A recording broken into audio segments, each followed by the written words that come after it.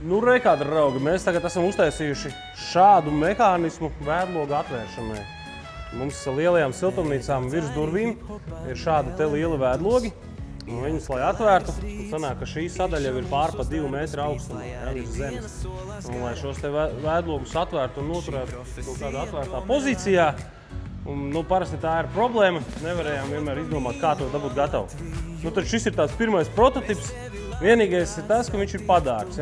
Apakšā ir pacelšanas kurbulis, šeit ir reduktors, un šis reduktors griež šo te asi, un ar šādu te zobenstieni attiecīgi tiek spiests vaļā vēdlogs.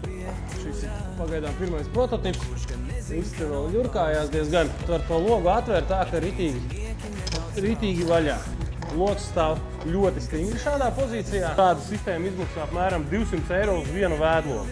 Ja kādam ir kaut kādas idejas, kā uztaisīt vēl kaut kādas citas, varbūt vienkāršākas mehānismus, ar lētākām pašizmaksām varbūt varat padalīties ar idejām. Mums ir vēl viens variants, kas ir automātiskais atspiedējs, bet viņš atspiež tikai, tas ir lētāks. Šis te automātiskais atspiedējs strādā uz termodinamisko izpūšanās principu, bet viņš atspiež to logu tikai, man liekas, kaut kur šitik tālu, vai ne? Varbūt pat vēl mazāk, jā. Līdz ar to, vai tas ir pietiekami, siltumnīcai gala logi tiek atspiesti karstajā laikā tikai apmēram šitik tālu.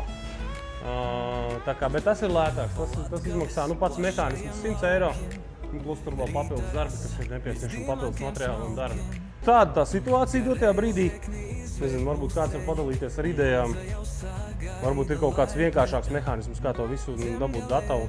Tā galvenā problēma ir tāda, ka šeit īsti vairs netiek klāt, jo šī sadaļa ir tā kārtīgi virs galvas kādos 2 metros, un līdz ar to, lai atvērtu to logu un nostiprinātu, tad ir vajadzīgs kaut kur pakāpties. Vai arī šis tad ir risinājums, kā to izdarīt no zemes, teiksim, caur šādu te reduktoru. Ralfhaus atbrauks un izdarīs.